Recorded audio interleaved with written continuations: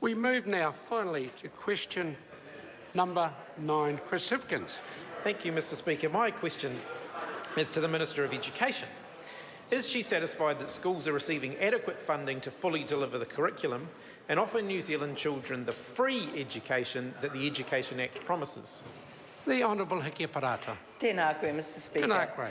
Mr Speaker, I am satisfied that we are providing more funding for education than ever before.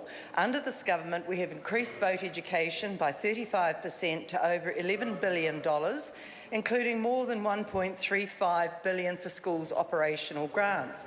Whether this funding is used effectively to ensure all children can progress excuse me, Mr Speaker, in their learning along the curriculum is one of the key questions of the funding review. Supplementary question, Chris Hipkins. Why did she claim that her modelling, quote, suggests that more than 2/3 of schools will receive increases that are greater than the rate of inflation next year, when the actual numbers show that just 12% are set to receive an increase greater than the rate of inflation and the rest are set to be worse off? The Honourable Hiki Parata. Mr Speaker, I'm not sure where the member is asserting I make that claim. What I have said was that over 96% of schools would receive some of this funding depending on the distribution of those young people who come from long-term welfare-dependent homes. A supplementary question, Mr Speaker. Supplementary question, Chris Hipkins. Did she say in her press statement on the 27th of May, the same modelling suggests that more than 2/3 of schools will receive increases that are greater than the rate of inflation?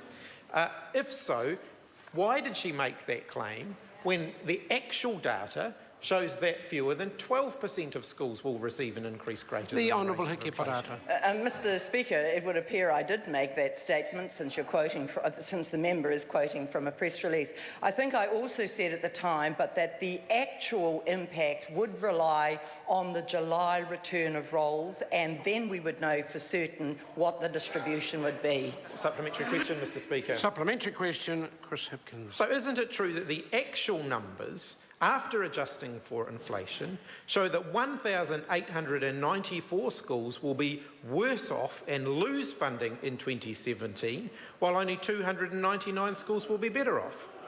The Honourable Hiki Parata. Mr Speaker, no, it reflects the member's misunderstanding of how we fund into schools. So in fact, schools, and that member also apparently, how we fund into schools, which is $1.35 billion, and the $12.3 million that is being distributed in addition amounts to the 1%. But the overall total is $1.35 billion being distributed across schools, and it's driven by the size of the roll and the 23 elements that are in the operational grant, and that is why it differs each year between schools.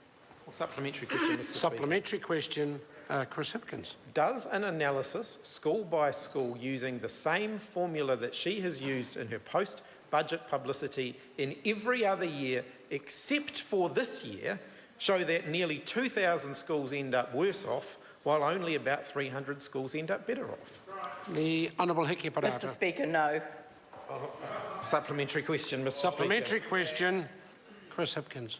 How can she claim that the education sector is being adequately funded when a recent report from the OECD shows that New Zealand lags behind the OECD for per-student funding on average? And why won't she just admit that the National Party's strategy for funding schools is to push more and more of the cost onto parents?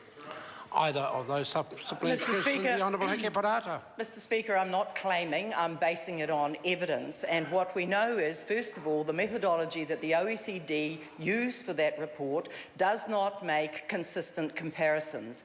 It does not use the childcare subsidy in New Zealand, which is part of the support we provide for families, whereas it does for every other country. Secondly, its comparison is based on 2 children in every family doing 40 hours per week, whereas in New Zealand it is based on individual children regardless of how many a family has, and it's based on 20 hours. So the comparison does not stand up under scrutiny.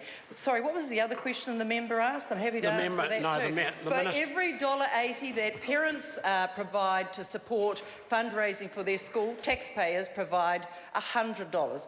For every dollar that parents pay for ECE, the government pays $4.80. So I think it demonstrates that the government, this national government, parents are taxpayers. Bring the and that's answer the to very a point that I'm conclusion. making.